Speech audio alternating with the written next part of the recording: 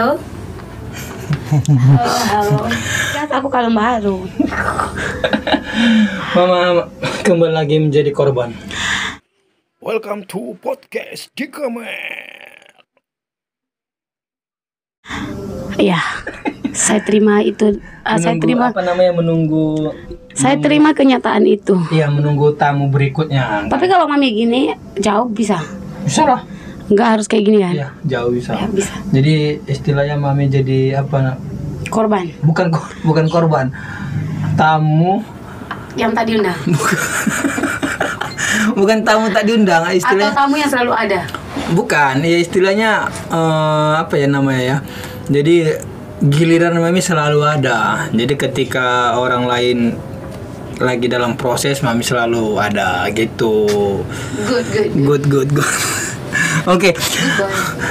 Papi mau buat apa namanya pertanyaan. Ada 14 pertanyaan. Banyak kali. Ya, mama jawab harus dengan singkat, cepat, lugas, tanpa banyak berpikir ya. Oke? Oke. Ini nggak ada, ini pertanyaan biasa-biasa aja. Ya, dimulai ya. Iya. Harus cepat, lugas. Oke, pertanyaan pertama. Cantik atau manis? Manis. Di kamar mandi atau di kamar? Di kamar. Ngapain? Guling-guling. Ya kalau di kamar mandi kayak guling-guling ya. Gimana sakit tuh di kamar mandi?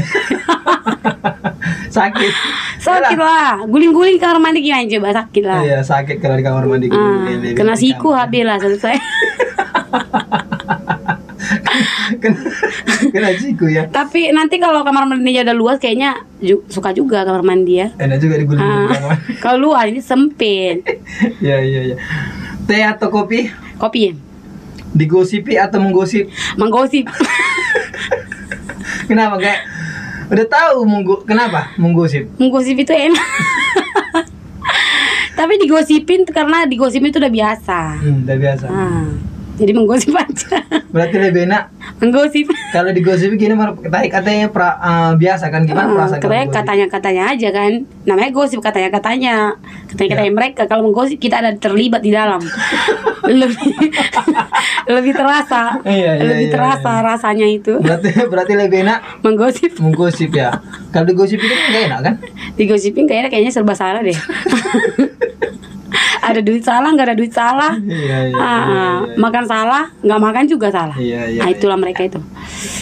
Digosipi, tadi udah ya. Pulang telat bawa uang atau pulang cepat nggak bawa uang? Pulang telat dapat uang. Kenapa? Iyalah, pulang cepat nggak dapat duit ya coba. Nggak apa-apa lah, lambat tapi bawa duit segopok. Oh ya. Untuk tutup mulut. Iya ya. Ke pantai atau ke mall? Ke mall. Kalung atau cincin? Dua-duanya. Satu. Kalung. Selingkuh atau diselingkuhin? Diselingkuhin. Kenapa? Ya karena kalau selingkuh kan kita itu yang biadab kayaknya. Kalau sebenarnya diselingkuhin juga nggak mau sih. Iya. Tapi kan kalau kita selingkuh itu kayaknya kurang ajar banget. Iya. Gitu. Pernah diselingkuhin? Enggak sih. Enggak. Pernah diselingkuhin saya. Selama pacaran? Oh, pacaran. Sama orang lain? Iya. Pernah diselingkuhin? Gimana perasaannya? Ditinggalkan. Sakit lah. Sakit. Jadi nggak mau selingkuh. Ya, pernah diselingkuhin ya? Ganteng tapi pemarah atau jelek tapi baik? Jelek tapi baik. Berarti apa jelek? Enggak kan? Kan kepilihan. Oh, pilihan ya. Kirain Papa jelek. Iya. Bisnis atau karyawan? Bisnis. Suami atau keluarga? Suami. Kenapa suami? Karena suami temanku menua. Bersama-sama. Kalau keluarga? Kalau keluarga belum tentu mereka ada di saat kita lagi susah. Sekalipun tuh keluarga. Tapi kalau suami dia pasti dah ada selalu untuk kita. Oke. Di PHP pembeli atau dimarahin suami? Dimarahin suami. Kenapa? Kan sakit juga di PHP. Iya, sakit. Cerita ada jutaan di PHP. Iya, tapi ya gimana, itulah bunga-bunga bisnis. Bunga-bunga bisnis. Untuk ya, untuk memperkuat kita, mental kita. Tapi kalau dimarahin suami kan bunga-bunga rumah tangga. Iya, tapi kan nanti baikan lagi. Nanti baikan lagi. Ya, berarti Jangan lebih- marahnya jangan lama-lama lah, papi. Jadi berarti lebih suka dimarahin suami ya? Ya, daripada di PHP-in. Tapi ini. Jangan di PHP-in. Dihilang duit. Iya iya. Ngepel rumah atau nyetrika baju? Ngepel rumah, Belanja online atau di mall? belanja online. Kenapa? Kalau belanja online suami tak lihat. Kalau udah dilihat kan udah sampai rumah, dia nggak bisa bilang apa. Iya iya, diam aja ya. Kalau di mall kan tuh kayak mikir kan, karena kan selalu bersama dengan suami kan nanti kayaknya apalagi agak mahal kan agak segan. Iya. Kalau online kan dia nggak tahu mahal nggak tahu murah. Pantasan selama ini kalau kita ke mall belanja kan, nanti rupanya udah dipesan di lewat online. Kayak itu kalung itu baru datang. Aku kalung baru guys. Tapi lebih nyaman online. Tapi nggak lebih nyaman online kan belinya? Apanya? Beli sesuatu itu. Ada juga keuntungannya, karena artinya barang yang di online ini kadang-kadang kita mall pun barang itu nggak ada. Contoh barang ini ada di satu tempat sana, nggak mungkin lah kita ke mall ke sana kan. Jadi kita tinggal pilih aja tuh, udah datang ke rumah. Tapi kan lebih enak ke mall karena langsung bisa lihat fisiknya, suka atau nggak suka bisa langsung kita tahu apa plus minusnya. Kalau online Iya. kan enggak. Memang enak juga kalau ke mall, tapi itu kendalanya tadi itu kadang-kadang di mall ini belum ada yang kita selera, nggak ada di mall. Bisa lah COD kan. Iya, di live juga. Enaknya belanja online ini bisa COD. Jadi sampai dulu barang baru kita bayar. Intinya paling banyak suka karena nggak diketahui orang kan? Diketahuin orang. Iyalah. Atau nggak diketahui suami. Iya, kan diketahui suami. Iya, ada banyak loh teman-temanku juga ada pada nitip tuh ke tetangga. Iya. Supaya karena tiap hari tuh paket gitu-gitu loh. Iya, tiap hari Iya. paket. Tapi kayaknya nggak hidup deh, Pak. Hidup lah. Hidup itu. Paket Bu, paket. Jadi Sampai temanku itu katanya ada yang bilang gini, anaknya itu kalau ada orang tuh paket mah gitu, padahal nggak paket gitu, karena keseringan datang paket gitu. Terbiasa ya. Iya. Itu jadi kalau kita masih berdua kan, ya udah transfer ya kan, kadang-kadang nggak di rumah kan transfer aja. Datang Sembunyi. Datang tinggal lihat ya. Sembunyi. Tapi sering nggak kecewa beli live? Pernah? Beli online. Pernah sih, pernah, tapi baju ya. Kalau kayak yang lain enggak. Oh, baju pernah. Kalau beli tas hari ini, tapi belum sampai barangnya, belum tahu. Oh, belum tahu. Tapi kalau pernah berarti tidak tidak sesuai dengan ekspektasi, Iya. sesuai dengan keinginan. Sakit nggak? Sakit. Jadi sekarang kan sedih. ya sedih. Jadi sekarang kan mami kan jualan online ini. Pernah nggak mami tahu atau merasakan pembeli mami itu kecewa? Pernah. Tanggung jawab nggak? Tanggung jawab dong. Kecewanya gimana sih? Ya bukan, mungkin mereka kecewanya kayak ada customer kita kan udah biasa sih. Mungkin kita kan kurang teliti, ada koyaknya kan sedikit. Sebenarnya bisa aja dijahitin gitu kan. Tapi mereka mau tukar, ya nggak apa-apa, ditukar aja. Namanya kita udah langganan kan. Ya udah, kita harus, kalau ada masalah di customer seperti itu, sebaiknya kita respon dengan baik. Berarti gitu. itu ya harus direspon dengan baik Harus ya. direspon dengan baik gitu kan. Tapi yang namanya yang aku beli kemarin itu, kenapa kecewa? Karena kalau aku balikkan lagi ke mereka itu kayak di Jakarta kan, ongkir lagi. Udah lebih mahal daripada harga baju, ya udahlah, terimalah nasib. Kalau di luar Di luar kan, kalau sama Batam kan kurir kita kan tiap hari kan jalan kan, mungkin ada yang searah ke sana kan bisa sekalian gitu. Atau biasanya kalau customerku itu sih mereka itu sekalian belanja lagi. Ya udah, waktu kurir ngantar barang itu mereka antar lagi barangnya. Jadi seusaha kita mungkin kita usahakan berikan yang terbaik buat customer kita. Oh ya, berarti istilahnya. Tapi kalau di Jakarta kan, kalau dia langganan kan bisa langsung dia beli lagi kan, sama diganti kan? Nggak pernah sih aku. Karena kan nggak langganan selalu. Baru sering-seringnya sih belinya baru itu pertama itu kan kita tengok dia live kan cantik gitu kan. Enggak, maksudnya langganan kita, kalau langganan kita di Jakarta kalau ada yang reject barang itu, kalau langganan kan bisa pas dia belanja lagi bisa diganti kan? Diganti. Kita ganti waktu dia belanja yang kali kedua kita ganti.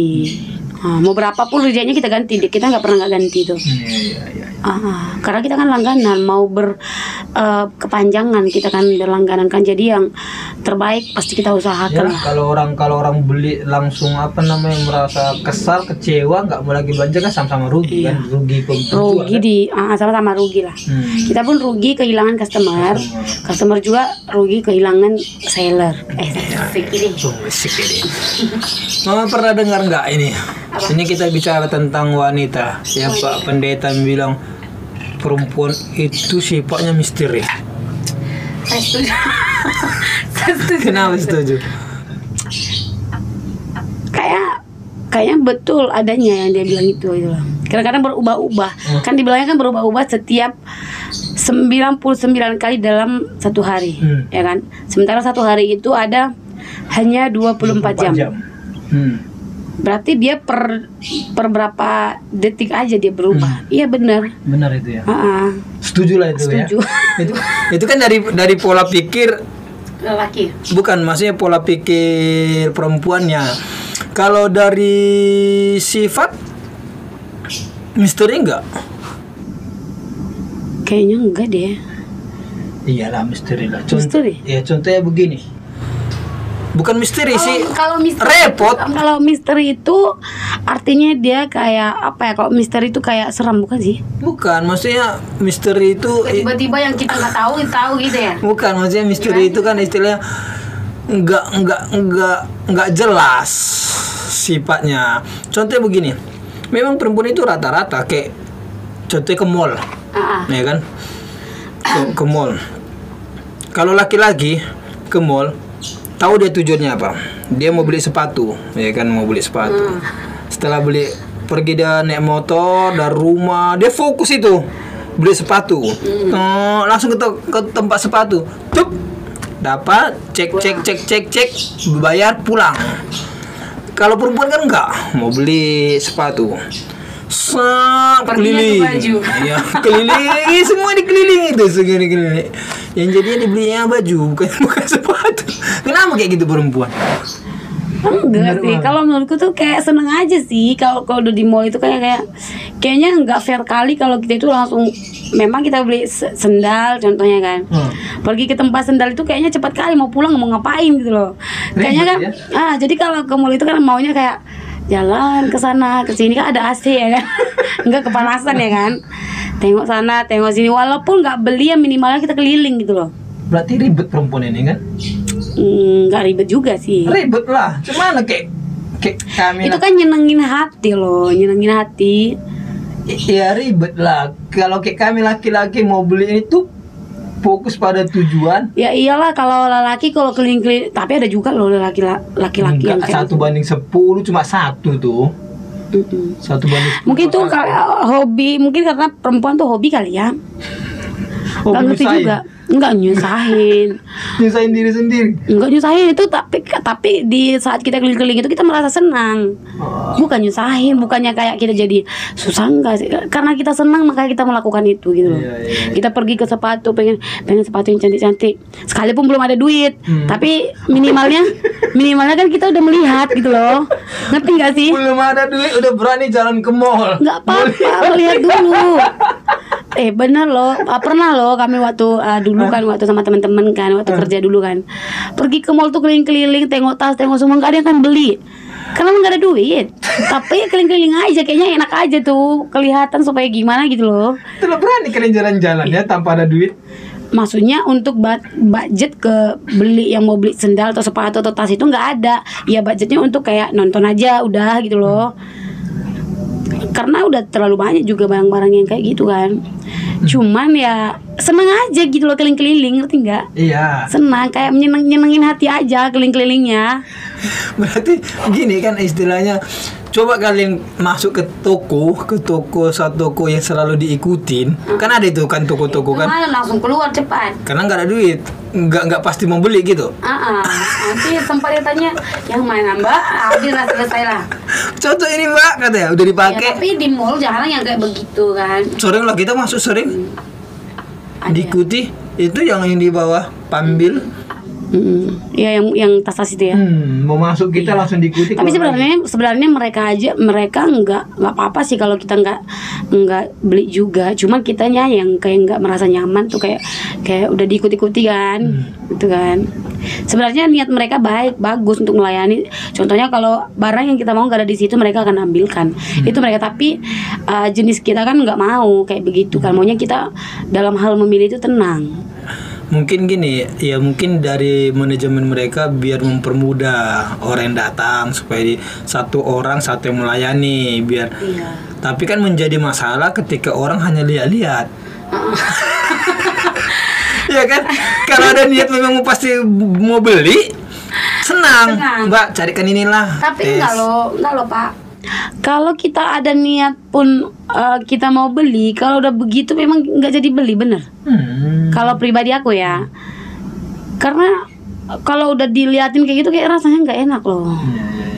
Tapi kan pelayanan orang kan berbeda-beda tergantung kan. Tapi kalau akunya sendiri, walaupun rencananya aku mau beli di situ, contoh ada mau aku beli, aku tahu di tempat itu ada. Tapi tiba-tiba udah begitu memang nggak jadi, cari tempat lain. Karena kayak risih gitu. Jadi ya udah. Kalau berpikir negatif seperti dikira kita pencuri ya.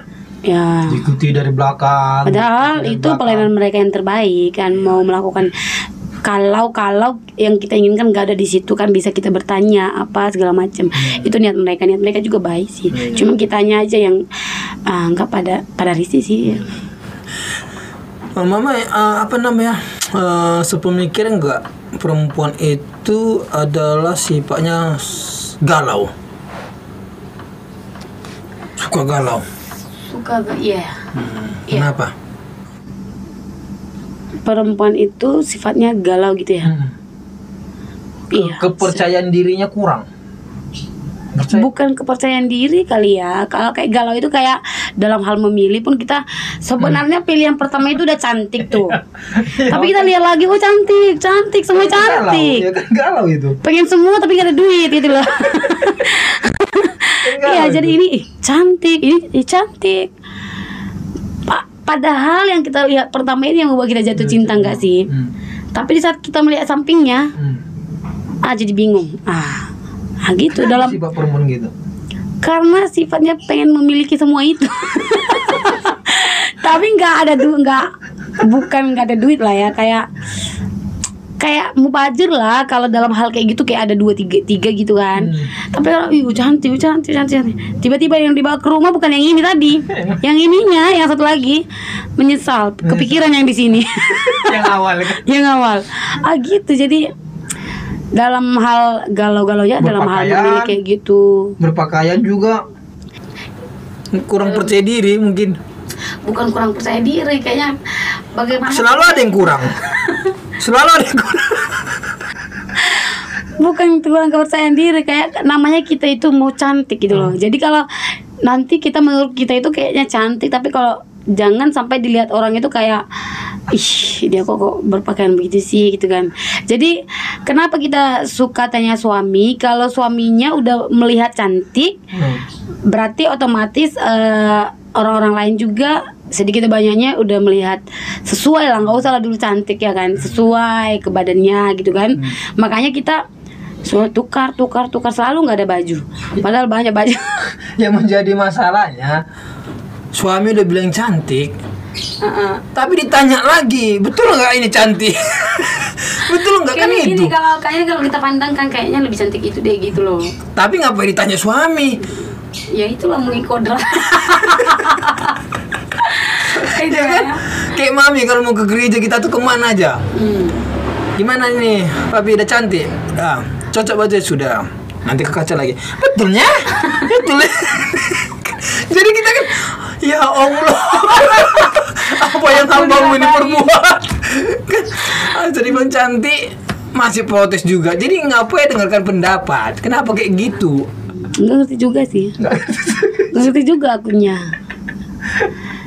Namanya kita udah harus pengennya tuh terlihat cantik, terlihat anggun gitu kan. Makanya kita sukanya nanya-nanya gitu. Iya. Kadang-kadang kenapa kita bertanya sampai 2 kali ke suami? Kadang-kadang suami bohong. Kenapa? Bohong lah bilangnya. Kenapa? Supaya sebenarnya dia tuh supaya enggak memakan waktu aja, bilangnya aja cantik gitu loh. Padahal kayaknya kita lihat kayak nggak cantik gitu, makanya kita pastikan kembali bener nggak cantik gitu kan. Bukan karena bohong, ya dia memang lihat cantik, tapi bila kita pakai baju yang lain lagi dibilangnya, oh cantik, lebih cantik ini mami. Nah gitu. Berarti kan bohong dia. bukan bohong. Karena hanya saja nggak mau ribet, nggak mau lama-lama, nggak mau menunggu lama. Itu alasan salah satunya. Berpikir nggak mami, setiap perempuan itu atau mami ganti baju itu butuh waktu 10 menit. Itu mungkin tidak Mami berdandan sampai 1 jam. Makanya kalau kita ke pasar, ya kan, kalau mami udah mandi udah aman itu. Udah aman ya. Udah aman. Tapi tak juga ketinggalan ya. Kita juga di balkon kan. Enggak lah, enggak di balkon juga kita. Itulah yang mungkin. Berarti begitu ya sifat-sifat perempuannya, agak sulit dimengerti ya. Sebenarnya enggak sulit dimengerti, diikutin aja apa mau mereka itu. Terjebak. Siapkan aja kantung tebal-tebal. Kalau mau ngikuti perempuan udah cukup itu aja. Siapkan kantung tebal kalau ke mall cukup. Udah aman itu ya. Aman lah dunianya. Jadi kalau supaya tidak lama-lama ya udah pergi ke sepatu ada lihat ambil aja cepat. Enggak mungkin.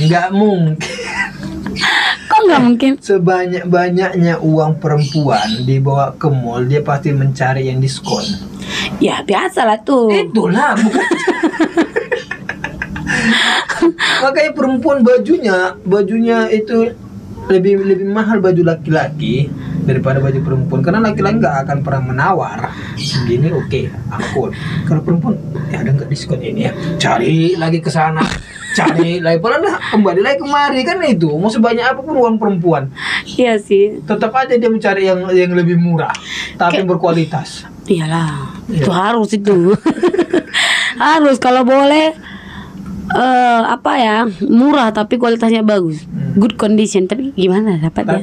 Tapi itu istilahnya, makanya kalau mau bilang tadi sediakan aja banyak uang tetap. Enggak lah, kalau udah contoh lah kita ke mall. Papi udah sediakan duit segopo. Pergi ke sini kayaknya ada ini, pergi sini, nah udah beli nggak usah. Kalau kenapa kita minta diskon supaya cukup lagi beli yang satu lagi. Enggak lah, tetap karena iri. Iyalah iri. Iri tapi mau beli gimana sih ya? Iya, itu dia. Heran juga sih. Oke mami, tadi ada pertanyaan papi tentang suami. Udah habis. Suami atau keluarga? Kenapa mami milih suami? Kenapa pilih suami? Ya suami lah. Suami lah yang menemani kita di saat kita sakit, yang ngejagain kita kan suami. Kalau kita mau apapun, pasti suami yang ada di depan. Kalau kan? suami jahat? Hah? Kalau suami jahat? Kalau suami jahat nggak ngerti lah ya. Kalau suami jahat kan tetap kita kembali ke keluarga. Suaminya tukang pukul. Tapi puji Tuhannya suamiku nggak begitu Enggak, ya. Jadi kan aku taunya yang di aku, kalau yang kayak begitu yang di orang lain kan itu kan lain cerita. Karena kan akunya nggak punya yang begitu, jauh-jauh lah. Ya, tapi kalau sekira orang lain lah dia milih suami, agak susah juga nengok suaminya juga kan. Tergantung suaminya sih. Ya kalau suami tukang mabuk, tukang pukul, tukang selingkuh, kan kembali lagi kita kepada keluarga. Iya sih. Ada apa-apa tetap ke keluarga. Ada apa-apa tetap ke keluarga. Ya kalau boleh kan suami dengan keluarga kan gitu. Kalau boleh rukun semuanya kan gitu kan. Bagusnya suami dan keluarga, karena kan itu berkaitan sih. Tapi kan kalau disuruh pilih harus pilih ya. Kalau aku sih suami. Iya, makanya tergantung siapa yang kita tanya.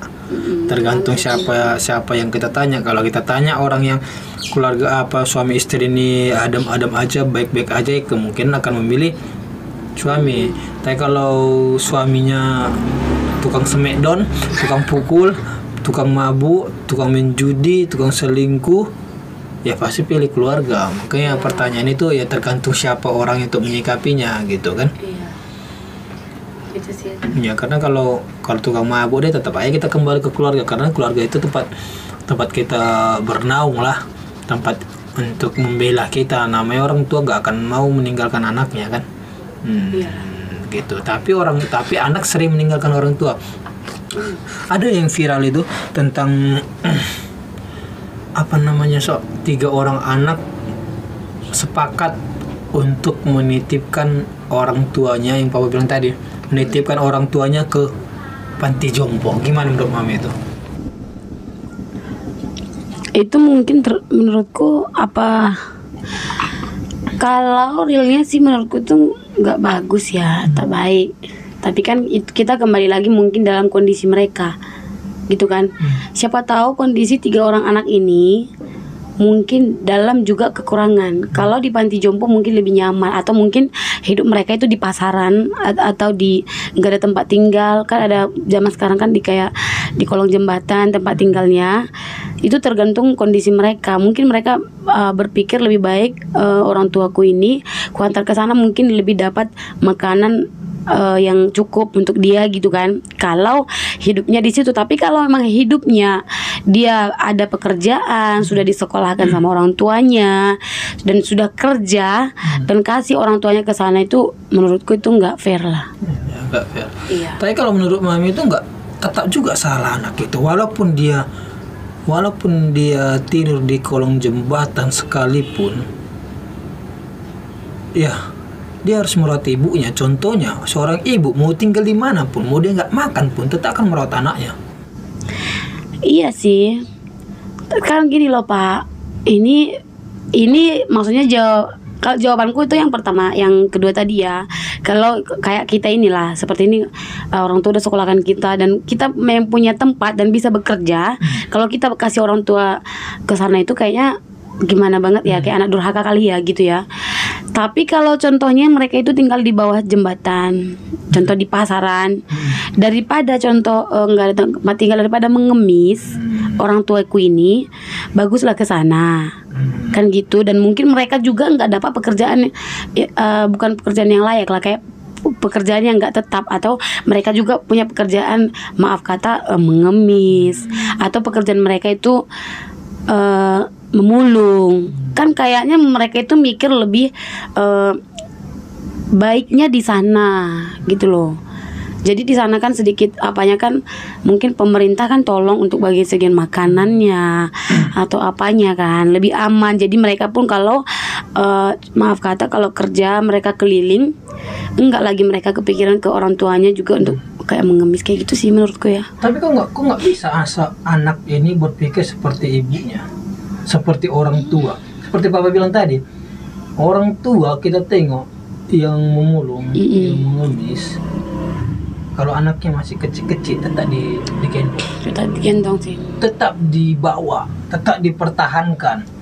Makanya ada pepatah yang bilang gini, satu orang ibu bisa merawat 10 anaknya, 10 anaknya tidak bisa merawat satu orang anak itu. Kalau kenapa, maksudnya gini ya, makanya Papa heran juga kenapa orang selalu istilahnya mati-matian mengungkapkan bahwa harta sebenarnya adalah anak. Yang betul itu harta sebenarnya orang tua. Iya, soalnya dua-dua juga sih ya. Enggak, kalau bisa dibilang, karena ini sangat-sangat really sering kita lihat. Enggak bisa orang anak ini mengikuti pola pikir orang tua. Agak seperti tadi, orang tua itu mau apapun pekerjaannya, dia tetap akan rangkul anaknya, dia akan berikan kepada orang lain supaya bisa sekolah segala macam, nggak diserahkan ke opungnya, ke neneknya. Dia akan mati-matian untuk merangkul anaknya biar bareng mereka.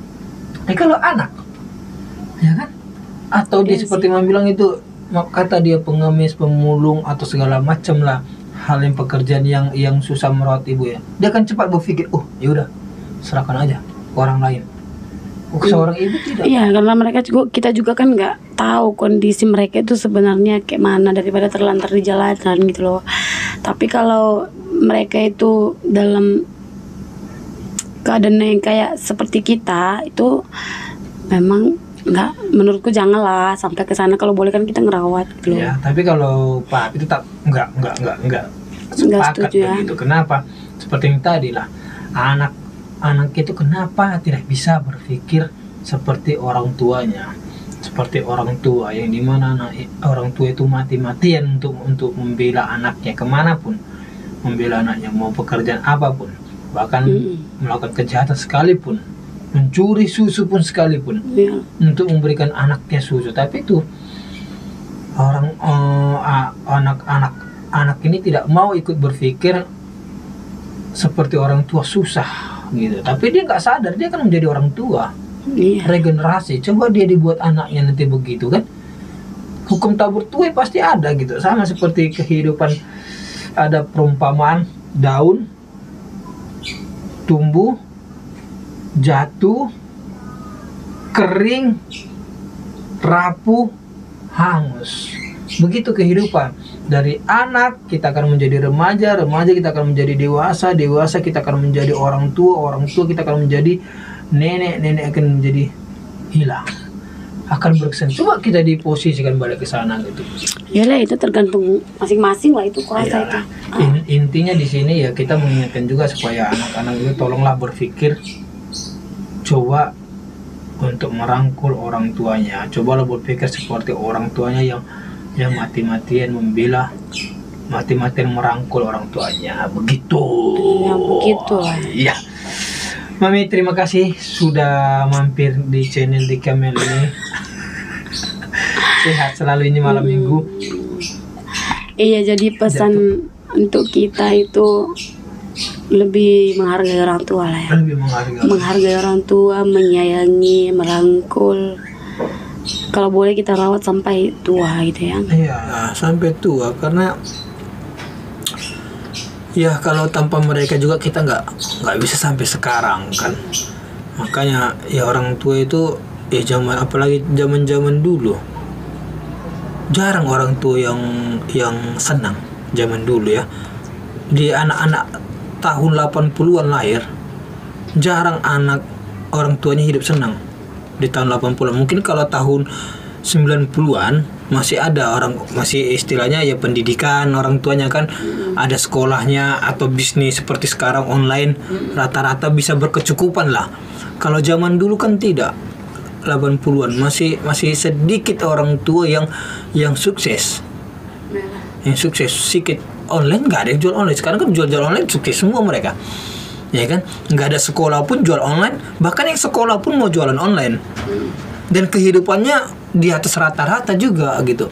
Jadi tahun 9, dan untuk contohnya kita kategorikan lah pemulung. Sekarang pemulung banyak juga yang sukses. Mahal sekarang hasil pemulungannya itu kan begitu.